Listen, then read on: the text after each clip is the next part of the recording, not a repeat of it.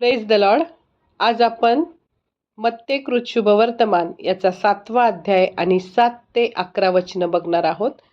मी वाचते. प्रार्थना करावयास प्रोत्साहन. मागा म्हणजे तुम्हास दिले जाईल, शोधा म्हणजे तुम्हास सापडेल, ठोका म्हणजे तुम्हासाठी उघडले जाईल. कारण जो कोणी मागतो त्याला मिळते, जो शोधतो त्याला सापडते, व जो ठोकतो त्याच्यासाठी उघडले जाईल. आपल्या मुलाने भाकर मागितली तर त्याला धोंडा देईल, आणि मासा मागितला तर त्याला साप देईल. असा तुमच्यात कोण माणूस आहे? मग तुम्ही वाईट असतानाही आपल्या मुलाबाळांना चांगल्या देणग्या देणे तुम्हाला समजते, तर तुमच्या स्वर्गातील पित्याजवळ जे मागतात त्यांना तो किती विशेष करून चांगल्या देणग्या देईल. आमेन. आपण वचनाला सुरुवात करण्यापूर्वी एक छोटीशी प्रार्थना करू. पवित्र पवित्र पवित्र सेनाधीश प्रभू परमेश्वर बाप्पा, स्तुतीस पात्र आणि भयास योग्य अशा आमच्या प्रेमय यहोवा पित्या, प्रभू येशू ख्रिस्ता आणि पवित्र आत्म्या त्रैक्य देवाला मान, महिमा, गौरव, सन्मान आता आणि सदा सर्व काही युगानुयुग असो.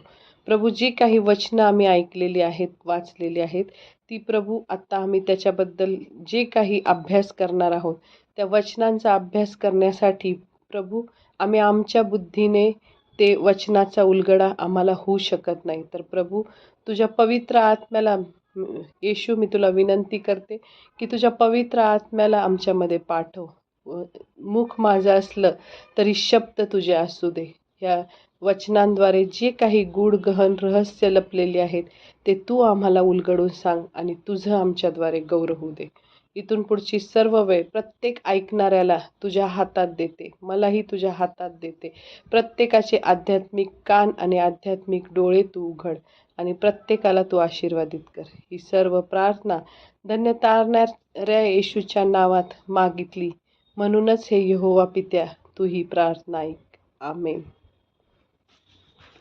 तर या वाचलेल्या वचनांमध्ये आपण बघतो की याच्यामध्ये आपल्याला कळलं की याच्यामध्ये येशूने आपल्याला सांगितलेलं आहे की मागा, नंतर दुसरं आहे शोधा आणि तिसरं आहे ठोठावा.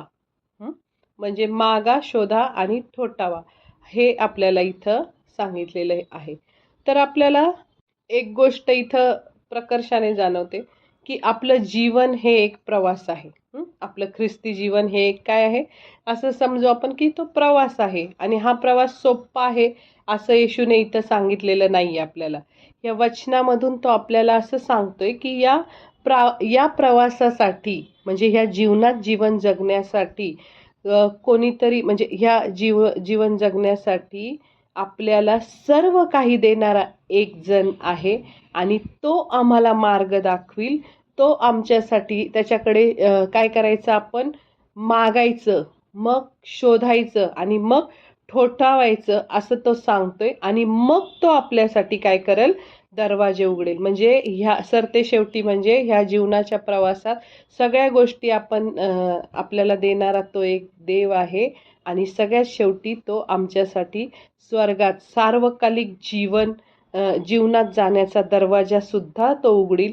यासाठी इथं येशू आपल्याला म्हणतोय मागा, शोधा आणि ठोठावा. एवढंच आपण करायचं आहे इथं. तर इथं असं सांगितलंय की म्हणजे असा ह्याचा अर्थ नाहीये की आम्ही मागितलं तर आम्हाला पाहिजे ते सर्व काही मिळेल, असं येशू इथं सांगत नाही. म्हणजे आपल्याला जे पाहिजे ते मागा आणि ते सर्व काही तुम्हाला मिळेल असं इथं सांगितलेलं नाही. ह्या वचनाचा गूढ गहन अर्थ वेगळा आहे. म्हणजे इथं तुम्हाला जे पाहिजे ते मागा असं नाही सांगत आहे येशू.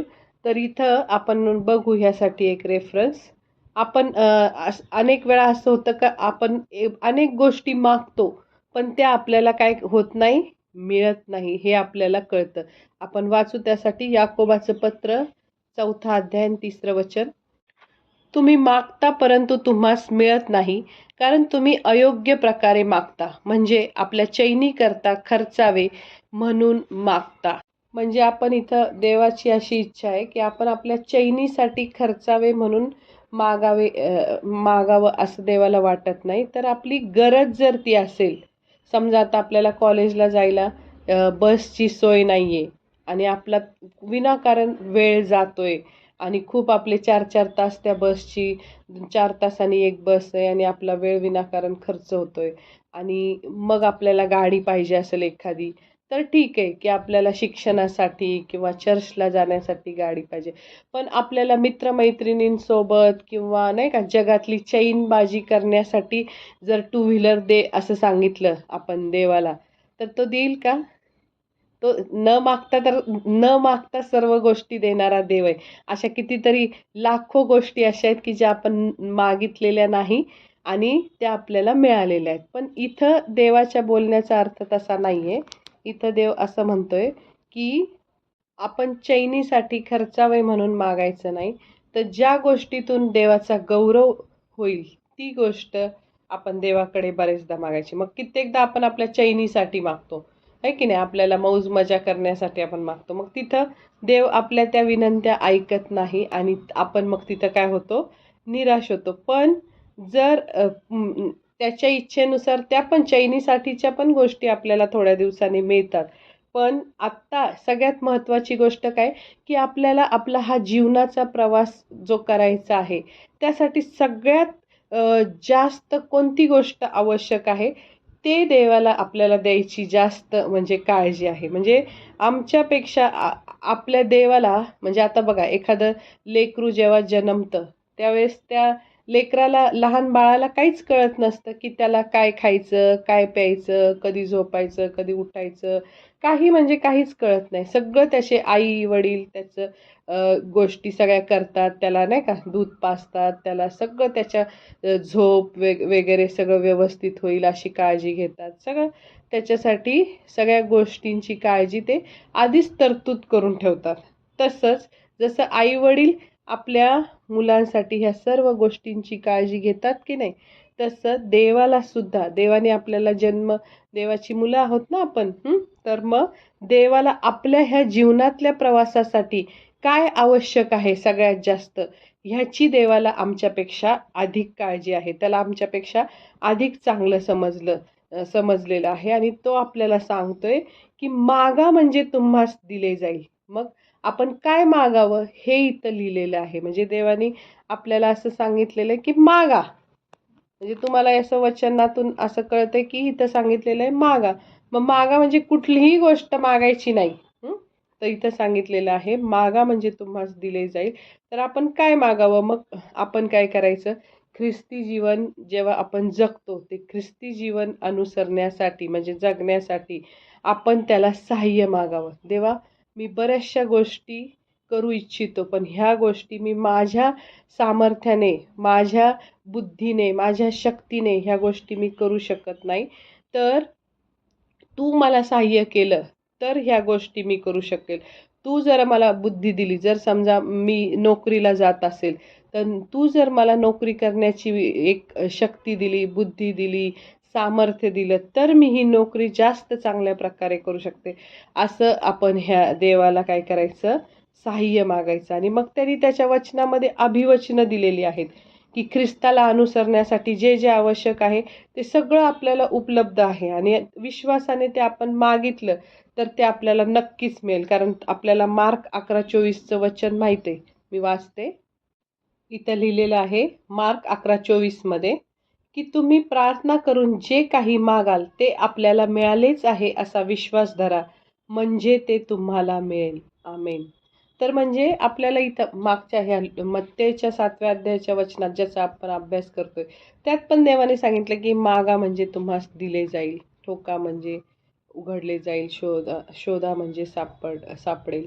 तर मग इथं पण तेच सांगितलं, की तुम्ही प्रार्थना करून जे काही मागाल ते आपल्याला मिळालेच आहे असा विश्वास धरा, म्हणजे ते तुम्हाला मिळेल. मग इथं त्याची इच्छा आहे आपण त्याची प्रार्थना करावी, म्हणजे तो आपली विनंती नक्कीच मान्य करणार आहे, असं त्याने अभिवचन दिलेलं आहे आणि मग ते अभिवचन तो नेहमीच पूर्ण करणारा देव आहे. आपण बघतो, की उत्पत्तीच्या अध्यायामध्ये आपण वाचतो, की सगळी अभिवचनं दिलेली आहेत. आपण बघितलं अब्राहमाला सगळ्या म्हणजे जसं काय प्रत्येक गोष्टी बद्दल देव त्याच्या त्याच्याशी बोलत होता की मी तुझी संतती आकाशातील ताऱ्यां इतकी, समुद्र किनाऱ्यावरील वाळू इतकी तुझी संतती करील. नंतर मग खूप अशी अभिवचनं देव अब्राहमाला देत होता. नंतर मग त्यांनी दाविदाला दिले. अशी खूप अभिवचनं देवाने दिली होती. आणि बघा आपण हे पण बघतो की दावीद राजाचा पुत्र शल्मोन राजा देवाची स्तुती करताना म्हटलं आहे, 2 इतिहास 6:4 मध्ये म्हणतो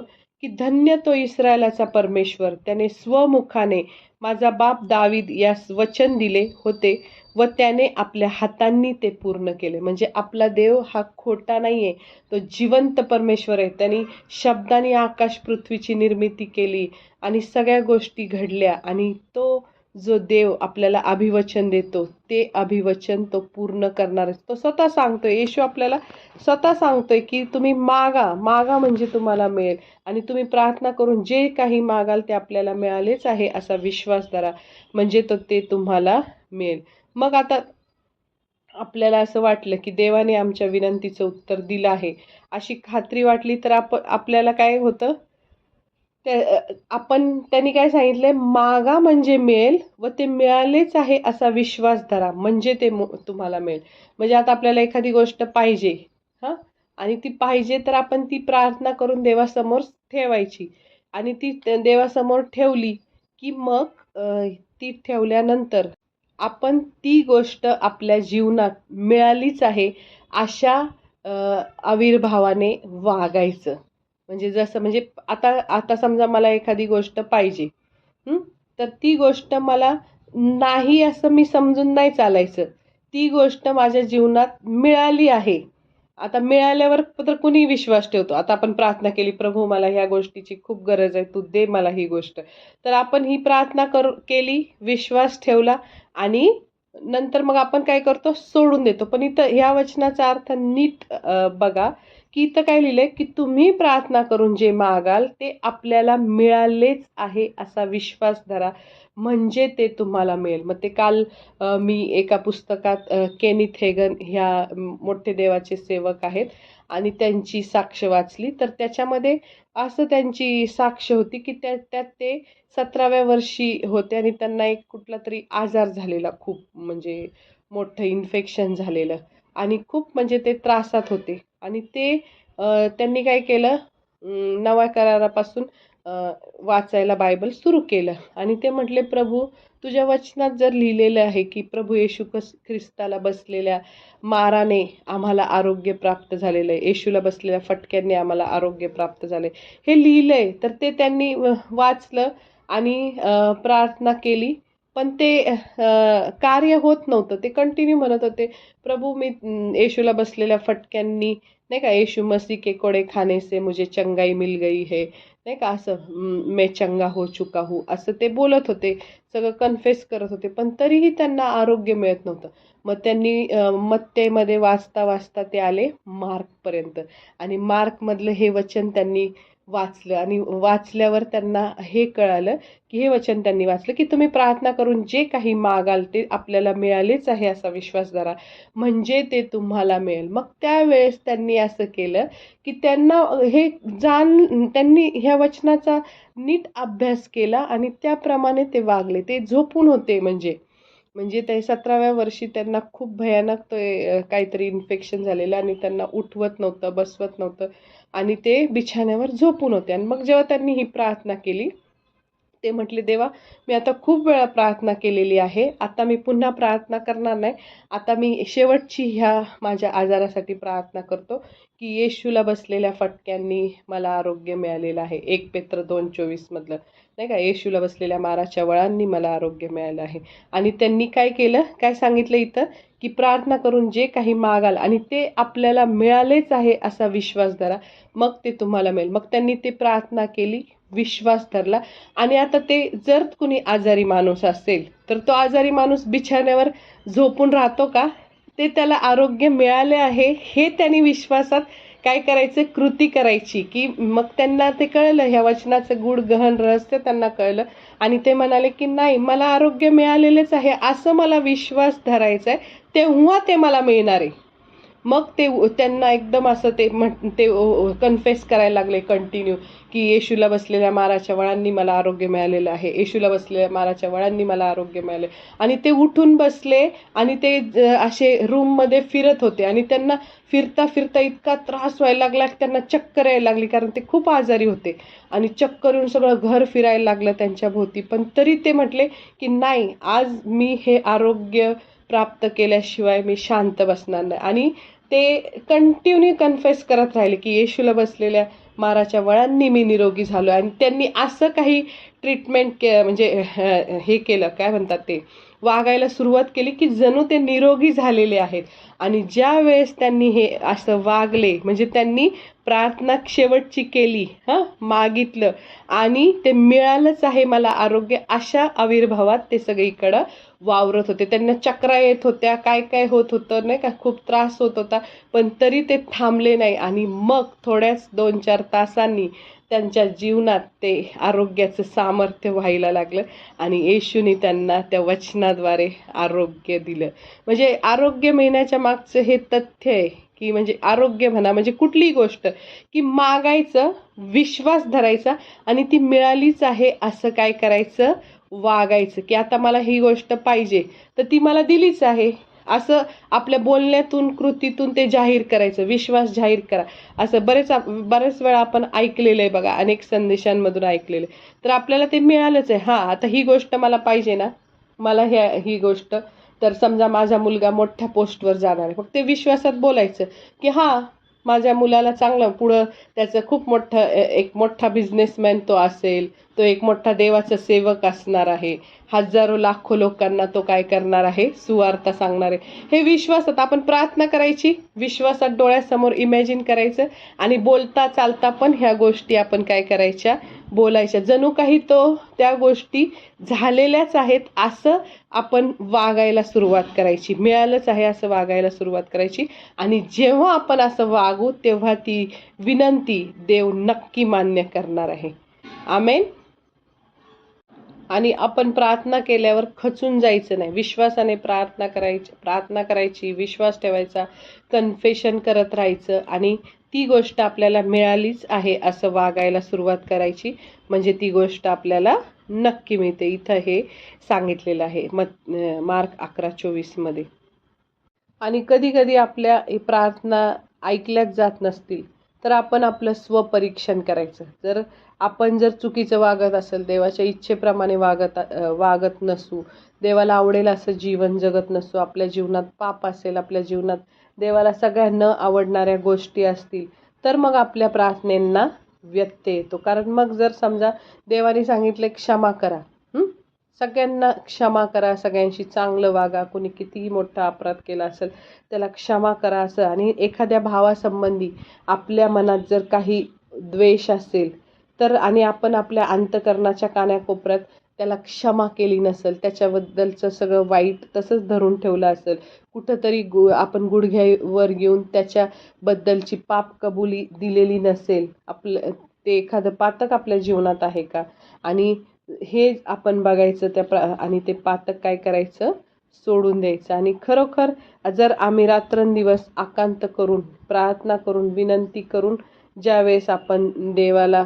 मागतो, विश्वास धरतो आणि त्या विश्वास धरून ते मिळालंच आहे असं वागतो, तेव्हा तो नक्की आपल्याला जे काही आपण मागू आणि त्याच्या गौरवासाठी असेल तर ते सगळ्यात पहिलं आपल्याला तो देतो.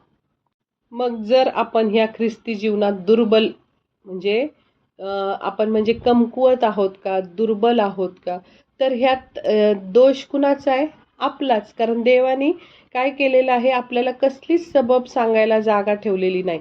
म्हणजे ज्यावेळेस आपलं तारण होतं, ज्यावेळेस आपला उद्धार होतो, तेव्हा हा उद्धार फक्त पाप क्षमेचाच होत नाही, तर आपल्याला दारिद्र्यातून मुक्तता, व्यसनातून मुक्तता, नंतर नाही का सगळ्या नाही का चिंतांपासून मुक्तता, ह्या सगळ्या गोष्टींमधून आपलं काय होतं, म्हणजे तारण म्हणजे ह्या सगळ्या गोष्टीतून आपल्याला ह्या बंधनातून सुटका होती असं इथं येशूने आपल्यासाठी केलं. नुसतं पापांमधून सुटका असं नाही, तर सगळ्या ह्या चुकीच्या गोष्टी, दरिद्रीपासून सुटका, सैतानी बंधनांपासून सुटका, आजारांपासून सुटका, ह्या सगळ्या व्यसनांपासून सुटका, ह्या सगळ्या गोष्टी आपल्या जीवनात येतात. मग आम्हाला कसलीच सबब सांगायला जागा नाही, कारण या प्रवासामध्ये आम्हाला सहाय्य करण्यासाठी देवाने ही अभिवचन दिलेलं आहे आणि आपल्याला फक्त एकच करायची की मागायचं, शोधायचं आणि ठोकायचं, म्हणजे ह्या ठोठावायचं, म्हणजे हे आपल्याला एवढंच आपल्याला करायचं. मग आपलं ख्रिस्ती जीवन कधीही दुर्बळ राहणार नाही. कुणीही आपल्याला नावं ठेवू शकणार नाही की हे बघा हे किती गरीब लोक, हे बघा किती काय, असं कुणीही नावं ठेवू शकणार नाही. आपण देवाच्या गौरवासाठी असं वागू की सगळे आपल्याकडं बघत बसतील आणि म्हणतील आपल्या देवाचं तेज आपल्यापासून वाहते. तुम्हाला बघितलं की आम्हाला फ्रेश वाटतं, तुम्हाला बघितलं की आम्हाला आनंद वाटतो, असे लोक म्हणतात. आणि नाही का, तुम्ही जे सांगता ते आम्हाला खूप छान समजतं, असं सगळे आपल्याबद्दल चांगलं बोलायला सुरू, कारण जिवंत देवाचं तेज आपल्यामधून ते वाहत असतं लोकांना. जिवंत देवाची दया, जिवंत देवाचं प्रेम. कुणी आपल्याला कष्टी, दुःखी, दरिद्री दिसलं तर आपण देवाचे प्रतिनिधी म्हणून त्यांना आपण सहाय्य करतो आणि त्याच्यातून आपण आपली प्रीती काय करतो, व्यक्त करतो. आणि देव आपल्यामध्ये, हे ते एक वचन माहिती आहे ना आपल्याला, मत्तेमधले, की जो कोणी आपल्यापैकी एका कनिष्ठ बंधूला जेव्हा करतो, ते वचन आहे की मी भुकेला होतो तेव्हा तुम्ही मला खायला दिले, मी तहानेला होतो तेव्हा तुम्ही मला प्यायला दिले, आणि मी उघडा होतो तेव्हा तुम्ही मला वस्त्र दिले, मी आजारी होतो तेव्हा तुम्ही माझ्या भेटीला आला. ज्या अर्थी तुम्ही तुमच्या बंधूतील कनिष्ठ बंधूपैकी एकाला केले, त्या अर्थी ते मला केलं आहे. म्हणजे येशूने इथं काय वचन सांगितलेलं आहे की ज्यावेळी तुम्ही एखाद्या कनिष्ठ बंधूला, म्हणजे एखाद्या खालच्या माणसाला, जगातील पृथ्वीवरील एखाद्या कोणत्याही गरीब माणसाला हे जेव्हा करतात, तो भुकेला असताना त्याला अन्न देता, तहानेला असताना त्याला पाणी देता, उघडा असेल त्याला वस्त्र देता, कैदी तुरुंगात असेल तर त्याच्या नाही का त्याच्यासाठी प्रार्थना करता, त्याच्या भेटीला जाता. ह्या गोष्टी जेव्हा तुम्ही करता तर येशू म्हणतो त्या मलाच केलेल्या आहेत. म्हणजे जेव्हा आपण आपले पैसे एखाद्या गरिबांसाठी देतो, म्हणजे हे कुणासाठी करतो, ते येशू म्हणतो ते मलाच केलेलं आहे तुम्ही. म्हणून आपण त्यावेळेस असं बघायचं नाही माझे किती पैसे, एखाद्या गरजवंत आपल्या समोर आला तर आपण त्याच्याकडं हे बघायचं नाही की माझे पैसे किती गेले, माझं आता असं झालं आणि तसं झालं, मला आता काय करावं. आपण बिलकुल विचार नाही करायचा, त्या माणसाला, त्या गरिबाची गरज काय करायची, भागवायची. आणि त्याला, जर आपण त्याला केलं तर आपण ते येशूला केलेलं आहे असं इथं सांगितलेलं आहे. नंतर इथं सांगितलेलं आहे लूक 18:1-8 मध्ये पण ती अत्याग्रही विधवा नाही का कशा प्रकारे नाही चिकाटीने ती नाही का जे मागत राहते आणि तिला मिळतं. मग आता हे ख्रिस्ताला अनुसरण्यासाठी आपल्याला कशाची गरज आहे, तर सर्वात प्रथम आपल्याला पवित्र आत्म्याची गरज आहे. म्हणजे अन्न, वस्त्र, निवारा ह्या गोष्टी सगळ्या देतोच आपल्याला देव. मी म्हटलं ना, आपण न मागता ह्या सगळ्या, लहानपणापासून आपल्याला ह्या गोष्टी न मागता आपल्याला सगळ्या भरपुरीने आपल्याला देवाने दिलेल्या आहेत. तर मग आपल्याला ह्या आत्ताचा हा जीवन प्रवास जो आहे तो सुखाचा होण्यासाठी सगळ्यात जास्त जर कशाची गरज असेल तर ती गरज म्हणजे पवित्र आत्म्याची. पवित्र आत्मा जर आम्हाला असेल तर मग आपल्याला कसल्याही गोष्टीची उणीव राहणार नाही. पवित्र आत्मा देवाने आपल्यासाठी ठेवून गेलेला आहे, आपल्यासाठी तो त्याने पाठवलेला आहे. ज्यावेळेस येशूचं स्वर्गारोहण झालं तेव्हा तो त्या शिष्यांना म्हणाला की यरूशलेम सोडून जाऊ नका, पहा मी तुम्हाला दुसरा कैवारी पाठवतो आणि तो पवित्र आत्मा तुम्हाला येईल आणि तुम्हाला सामर्थ्य प्राप्त होईल. म्हणजे आणि प्रत्येक वेळेस मग ज्या वेळेस ते 12 शिष्य येशूचे ज्यावेळेस पवित्र आत्मा आला आणि तिथं मोठा त्यावेळेस ते अन्य भाषा बोलायला लागले आणि नाही का आत्म्याचं कार्य तिथं झालं. आणि ते जे काही ते सगळे कोळी, अडाणी नाही का अशिक्षित असे सगळे जे पेत्र, नाही का, हे सगळे लोक, जे 12 शिष्य होते, अशिक्षित होते, साधे भोळे घाबरणारे होते. आणि ज्या वेळेस पवित्र आत्म्याचं सामर्थ्य त्यांच्यावर उतरलं, त्यावेळेस ते असे येशूसाठी मरण्यासाठी ते तयार झाले. पवित्र आत्मा इतका जोराने त्यांच्या म्हणजे म्हणजे त्यांच्या जीवनात, नाही का, फ्लो होऊ लागला, की त्यांना मरण, जगणं ह्या गोष्टीचं काही भान नाही राहिलं. की पवित्र आत्मा आल्यावर ते इतके सामर्थ्याने भरले, की ते जगणं काय, मरणं काय. कुणी त्यांना जेलमध्ये टाकलं तरी त्यांना वाटलं नाही, की ते घाबरलेच नाही तेव्हापासून. म्हणजे बघा, जे भित्रे होते, जो पेत्र भिवून त्या ह्या रोमी साम्राज्यातल्या लोकांना घाबरून 3 वेळा त्यांनी येशूचा काय केला, नाकार केला, मी येशूला ओळखत नाही म्हणून. पण ज्या वेळेस, म्हणजे तो भित्रा होता ह्याचं आपल्याला ह्याच्यातून कळतं. पण ज्या वेळेस त्यांना पवित्र आत्मा मिळाला येशूचं स्वर्गारोहण झाल्यानंतर, त्यावेळेस ते इतके खंबीरपणे अख्ख्या जगात, त्यांनी 12 शिष्यांनी अख्ख्या जगामध्ये 400 करोड लोकांपर्यंत सुवार्ता गाजवली. आता 400 करोड. तर मग हे 12 शिष्य का एवढे सामर्थ्यवान झाले? तर त्यांना पवित्र आत्मा मिळाला. मग येशूची इच्छा आहे तुम्हाला पवित्र आत्मा असावा पहिला. ह्या सगळ्या खाणं पिणं, ह्या सगळ्या साध्या साध्या शुल्लक शुल्लक गोष्टी तो देतोच आपल्याला. पण सगळ्यात जास्त तुम्हाला गरज आहे ती म्हणजे ख्रिस्ताचा आत्मा मिळण्याची. आपण बघितलं की ज्यावेळेस ते पवित्र आत्म्याने भरले, ते सुवार्ता सांगू लागले. पेत्राने ज्यावेळेस सुवार्ता सांगितली, तिथं इतकं भयानक वातावरण होतं रोममध्ये, की जर त्यांनी येशूबद्दलची सुवार्ता सांगितलं, त्यांना तरुण सिंह, जे काही एका ग्राउंडमध्ये सिंह, भुकेले सिंह सोडायचे. आणि नाही का, तिथं जे जे सुवार्तेचे कार्य करतील त्यांना ते खूप, त्यांची कातडी सोलली जायची. इतके भयानक असे शिक्षा त्यांना झालेल्या आहेत. मरण त्यांनी बघितलं नाही, त्यांना जाळून टाकण्यात आलं, तलवारीने उभं चिरलं. त्यांनी कशाचीही पर्वा केली नाही. माझ्या ख्रिस्तासाठी आम्हाला जगायचंय. आपण बघितलं पौल आणि सिला ज्यावेळेस जेलमध्ये होते, हात त्यांचे, नाही का, बेड्यांनी जखडलेले होते, पाय खोड्यात अडकवलेले होते. आणि रात्रीच्या 3 वाजता ते स्तुती आराधना करतायत येशूची, की नाही का, धन्यवाद येशूला. अशा म्हणजे बघा किती आनंद होता त्यांच्या जीवनात, की त्या रात्रीच्या 3 वाजता खोड्यात अडकवलेले त्यांचे पाय, हातापायात बेड्या, उलट लटकवलेलं, आणि तिथं ते देवाची स्तुती करून आनंद त्यांच्या जीवनात. ज्यावेळेस आपल्याकडे सगळं असतं त्यावेळेस आनंद करणं ही गोष्ट वेगळी. पण जेव्हा आपण जेलमध्ये आहोत, आपले हात लटकवलेत, पाय लटकवलेत, उलट लटकवलंय, आणि त्यावेळेस येशूची गाणी म्हणतायत, हे स्तुती आराधना करतायत तिथं. आणि त्यावेळेस तिथं ती सगळे, नाही का, काय झालं पुढं ते तुम्हाला सगळ्यांना माहीतच आहे, की नाही का, आणि ते सगळे दरवाजे उघडले गेले. आणि नाही का, तो जो अधिकारी आहे जेलचा, तो स्वतःला मारून घ्यायला लागला. आणि तो म्हणायला लागला, की नाही का, जर पौल गेलाय वाटतं निघून, नाही का. आणि मग त्यावेळेस असं तो म्हटला, थांब, स्वतःला काही अपाय करू नको. आणि सगळे दरवाजे सगळे उघडलेले असताना सुद्धा, म्हणजे हे अचानक हे देवाने त्यांची सुटका करण्यासाठी केलं. आणि मग त्यांनी विश्वास ठेवला त्या तुरुंगाच्या अधिकाऱ्याने, की मला मला माझं तारण व्हावं म्हणून मी काय करावं. तो त्याला म्हणतो. आणि मग तो म्हणतो, की प्रभू येशू ख्रिस्तावर विश्वास ठेव, म्हणजे तुझं आणि तुझ्या घराण्याचं तारण होईल. म्हणजे आपल्याला काय खूप मोठ्या गोष्टी करायच्या नाही, नुसतं विश्वास धरायचा. मग हा पवित्र आत्मा जेव्हा आपल्यात येईल ना, सगळी बंधनं आपल्या जीवनातली तुटली जातील. कारण जो पवित्र आत्मा, रोम 8:11 मध्ये ते पाठच असेल वचन सगळ्यांचं, की ज्याने येशूला मेलेल्यातून उठवले, त्याचा आत्मा जर तुम्हामध्ये वस्ती करतो, तर ज्याने ख्रिस्त येशूला मेलेल्यातून उठवले, तर तुम्हामध्ये वस्ती करणाऱ्या आपल्या आत्म्याने तुमची मर्त्य शरीरेही जिवंत करील.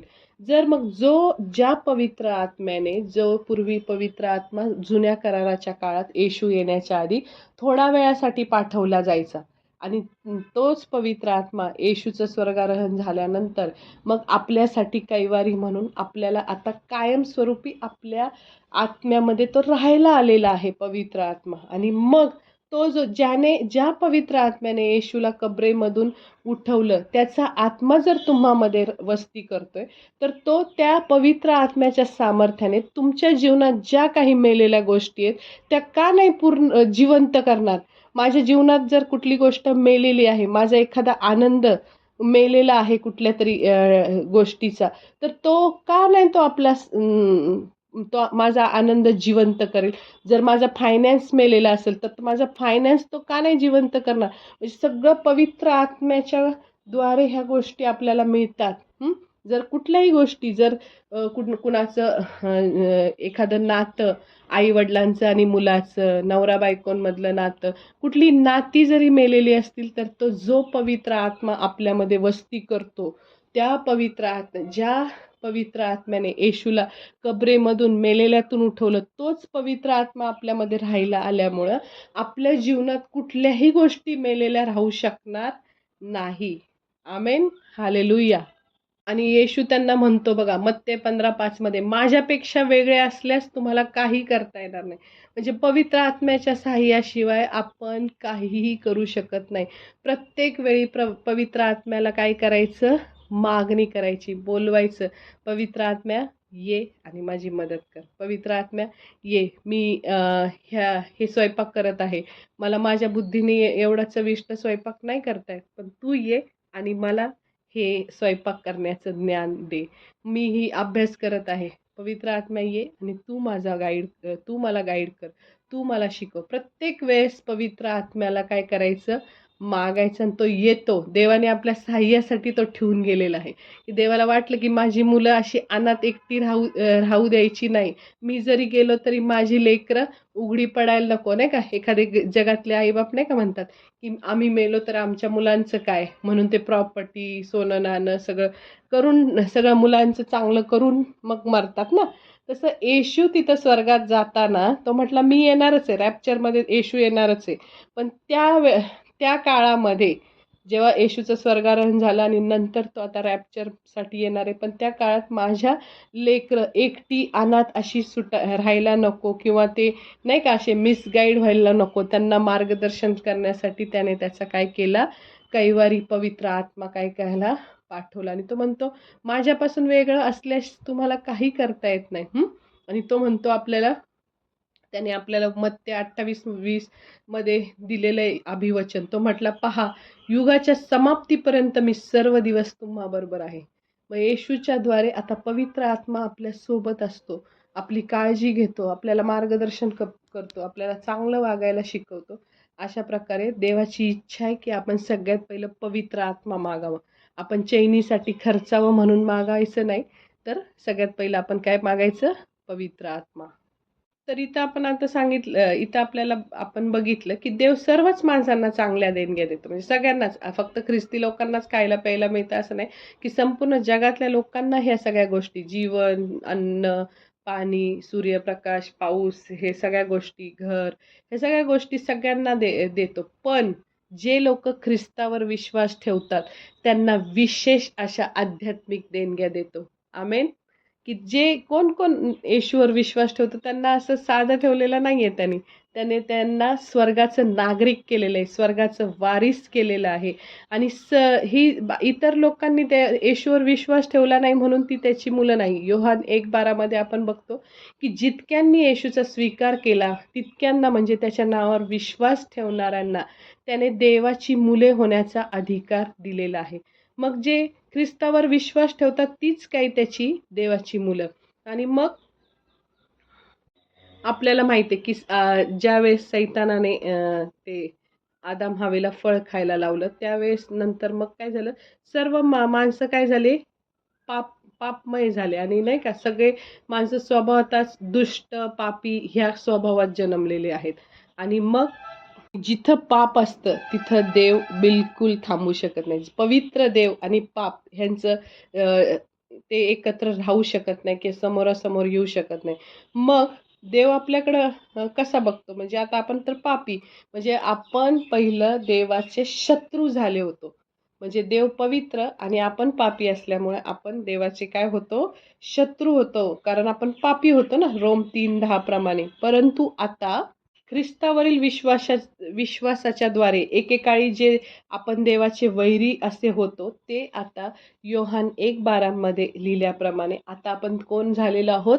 देवाची मुले. माहित आहे ना, सगळ्यांना पाठ असेल ते वचन. जितक्यांनी येशूचा स्वीकार केला तितक्यांना म्हणजे त्याच्या नावावर विश्वास ठेवणाऱ्यांना त्याने देवाची मुले होण्याचा अधिकार दिला. म्हणजे आपण विश्वास ठेवलो, आता आपण येशूची काय झालो? मुले झालो आहोत. आणि मग तो आता आपल्यासाठी आपला एक स्वर्गीय प्रेमळ पिता आहे. आता म्हणजे पूर्वी तो आपल्याकडे क्रोधाने बघत होता, पण येशूने ज्यावेळेस त्याने येशूचा जी आपल्याला व्हायची शिक्षा होती ती त्याने काय केली? येशूला दिली. आपल्या पापांसाठी येशूने प्रायश्चित्त केलं. आपल्या पापांची शिक्षा येशूने काय केली? भोगली. आणि देव आता आपल्याकडे पापी म्हणून बघत नाही. आता देव, आपण जर त्याच्यावर विश्वास ठेवला, त्याला स्वीकारलं, तर देव आणि मानव ह्यांच्यामध्ये एक वधस्तंभ आहे. आणि जो परमपवित्र पिता, जो यहोवा पिता, तो आपल्याकडं बघायच्या आधी त्या वधस्तंभाकडे बघतो, त्या रक्त सांडलेल्या येशूकडे बघतो. आणि येशूच्या रक्ताद्वारे, फिसमध्ये लिहिल्याप्रमाणे, येशूच्या रक्ताद्वारे आम्ही विनामूल्य काय झालेलो आहोत? नीतिमान झालो. आपण कितीही मोठं पाप केलं असेल तरी देव आपल्याकडं नीतिमान लोक आहेत. ही माझ्या येशूने काय केलेलं आहे? विकत घेतलंय. रक्ताची खंडणी भरून विकत घेतलेले हे लोक आहेत आणि शुद्ध, पवित्र, निष्कलंक लोक आहेत असं तो आपल्याकडे बघतोय. म्हणून आता त्याचा क्रोध आपल्यावर राहिलेला नाही. पण कधी ते जितक्यांनी विश्वास ठेवला तितक्यांनाच ह्या गोष्टी मिळालेल्या आहेत. मग आता तो आपला स्वर्गीय प्रेमळ पिता आहे आणि आपण त्याच्याकडे जसं वडिलांना मुलं मागतात तसं तो आपले नाही का पिता असल्यामुळे आपण पण आपल्या पित्याकडे प्रेमाने जाऊन जे मागू ते आपल्याला तो काय करणार आहे? देणार आहे. तिथं आपण काय वाचलं की तुम्ही वाईट असतानाही आपल्या मुलांना नाही का चांगल्या देणग्या द्यायचे तुम्हाला कळते. तर मग आता इथं सगळे मनुष्य जात ही पापामुळं काय झालेली आहे? वाईट झालेली आहे. म्हणजे काय? दुष्ट. तर इथं सांगितलेलं आहे की जगामधले सगळे दुष्ट बाप, म्हणजे तुम्ही एक विचार केला की चोर जरी एखादा बाप असेल तरी तो त्याच्या मुलांना चांगल्या गोष्टी देतो बघा.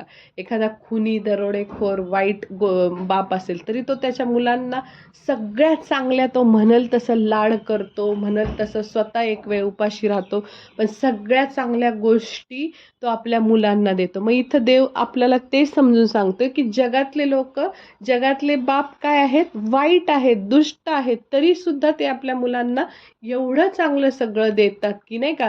जर म्हणजे मुलांनी मासा मागितला तर कुणी धोंडा देत नाही त्याला, तर सगळ्यात चांगल्या गोष्टी द्यायचा काय करतात? प्रयत्न करतात. जर दुष्ट बाप जगातील चांगल्या देणग्या मुलांना देतात, तर आमचा स्वर्गीय पिता जो चांगला, पवित्र, निष्कलंक, प्रेमळ नाही का, म्हणजे प्रीतीने भरलेला, दयेने भरलेला असा इतका उत्तम असा आपला प्रेमळ पिता आहे. आणि तो निश्चितच चांगला आहे. आपण तरी दुष्ट बाप असताना सुद्धा इतकं चांगलं करतो, मग तो चांगला आहे. मग तो त्याच्या मुलांना किती विशेष करून चांगल्या देणग्या देईल इथं असं सांगितलेलं आहे. मग देवाच्या देणग्या नेहमीच आपल्या काय असतात? लाभाच्या असतात.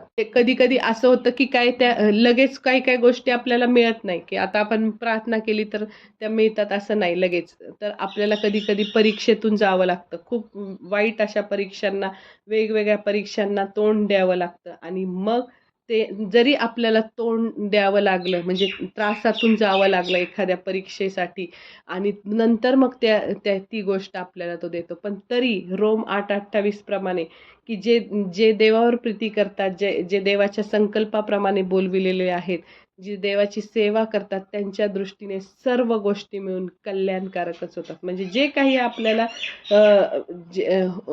त्रासातून जरी जावं लागलं तरी त्याच्यातून आपलं कल्याण होतं आणि त्याच्याद्वारे आपली काय करते? साक्ष घडते. आणि मग सगळ्यात देवाची इच्छा आहे की जर जगिक बाप सगळं देतात, तर मग मी तर तुम्हाला किती चांगल्या देणग्या दिल्या. आता आपण वाचलं की नाही. मग सगळ्यात मोठी चांगली देणगी कोणती आहे? पवित्र आत्मा. आणि मग पवित्र आत्मा ही देणगी आपल्याला द्यावी, हा त्याचा जास्त सगळ्यात मोठा उद्देश आहे. म्हणजे आपल्याला ह्या वचनाचा नीट अर्थ आधी कळाला नव्हता, पण आता कळाला असेल सगळ्यांना की त्याची इच्छा आहे की आपण त्याच्याकडे पवित्र आत्म्याची मागणी करावी. मत्ते 7:7 मध्ये जसं वचन आहे तसंच सेम वचन इथं लूक 11 आणि 11 ते 13 मध्ये आहे, ते मी वाचते. तुमच्यामध्ये असा कोण बाप आहे की जो आपल्या मुलाने मासा मागितला असता त्याला मासा न देता साप देईल, किंवा अंडे मागितले असता त्याला विंचू देईल? तुम्ही वाईट असतानाही तुम्हाला आपल्या मुलांना चांगल्या देणग्या द्यायचे कळते, तर मग स्वर्गीय पित्याजवळ जे मागतात त्यास तो किती विशेष करून पवित्र आत्मा देईल. आमेन. जे मत्तेमध्ये आपण बघितलं तर मत्तेमध्ये तिथं लिहिलेलं आहे चांगल्या देणग्या.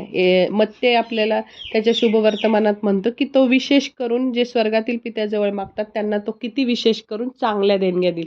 आणि लूकमध्ये लिहिलेलं आहे की तो किती विशेष करून पवित्र आत्मा त्यांना देईल. चांगल्या देणग्यांच्या जागी तिथं लूकने लिहिलेलं आहे विशेष करून पवित्र आत्मा देईल. म्हणजे देवाची इच्छा आहे की सर्वात मोठी आध्यात्मिक देणगी ही पवित्र आत्मा या देणगीमध्ये समाविष्ट केलेले आहे. पवित्र आत्मा मिळाला तर ख्रिस्ती जीवन जगण्यासाठी आवश्यक अशी सगळ्या गोष्टी आपल्याला त्यातून मिळतील. जसं पवित्र आत्म्याची फळं, काय काय फळं आहेत आपल्याला माहिती आहे की नाही? गलती 5:22 मध्ये लिहिलेली की पवित्र आत्म्याची फळं प्रीती, आनंद, शांती, सहनशीलता, विश्वासूपणा, नम्रपणा, ही सगळी फळं आपल्यामध्ये येतील. आणि ती फळं आपल्यामध्ये आली की येशूचं कार्य नाही का आपण चांगल्या प्रकारे करू. आणि ही पवित्र आत्म्याची ही सर्वोच्च देणगी आपण मागायची असते. न मागता ही गोष्ट मिळत नाही. म्हणून येशूने इथं ठसून सांगितलेलं आपल्याला की मागा. पवित्र आत्मा काय करायचं? आपण मागायचं. सर्वात श्रेष्ठ गोष्टींचा शोध करायचा, देवाला जाणून घ्यायचं. ह्या पृथ्वीवर आलो तर आपल्याला काय करायचं? देवाला जाणून घ्यायचं, येशूला ओळखायचं, त्याचा शोध करायचा आणि त्याचा शोध केला की त्याला ठोठवायचं आणि आनंदी अशा वैभवी गौरवी जीवनात आपण काय करायचा? प्रवेश करायचा. म्हणून आता आम्ही जे बायबल कॉलेजचं 1 वर्षाचं ट्रेनिंग घेतलं तर मी खूप 30-40 जणांना जवळजवळ फोन करून सांगितलं की तुम्ही त्या बायबल कॉलेजचा अभ्यास करा. आपल्याला ह्या 10 वर्षात, येणाऱ्या 10 वर्षात आपल्या जीवनात आता काही ध्येय राहिलेलं नाही. आपल्याला फक्त येशूसाठी जगायचं आणि येशूसाठी त्याला जाणून घ्यायचं. मग त्यामुळे पवित्र आत्म्याचं हे ज्ञान आपल्याला काहीच समजलेलं नाही. आपण बायबल वाचतो पण त्या आपल्याला कळत नाही. तर तुम्ही ते ज्ञान घ्या, देवाच्या सेवेत या. आणि अशा प्रकारे मी माझं कर्तव्य करते की माझी तळमळ आहे की जसं हे देवाचं ज्ञान त्याने आपल्याला फ्रीमध्ये दिलं. कितीतरी लोकांनी ह्याच्यासाठी मरण पत्करले नाही का? हे बायबल छापण्यासाठी कितीतरी लोकांचा प्राण गेलेला आहे आणि नंतर ते आपल्या हातात आले. तर देवाने जर त्याचं एवढं गूढ गहन ज्ञान आपल्यासाठी खुलं केलंय, मग ते आपण समजून घ्यायला पाहिजे की नाही? तर मग अशा प्रकारे देवाची इच्छा आहे की आपण त्याच्या पवित्र आत्म्याने भरावं, पवित्र आत्मा त्याचा मागावा आणि त्या चांगल्या देणग्या तो आपल्याला, म्हणजे विशेष करून पवित्र आत्म्याची देणगी तो का नाही देणार आपल्याला? तो तर चांगला पिता आहे. अशा प्रकारे आज आपण ह्या वचनांचं मनन केलं. थँक्यू. God bless you.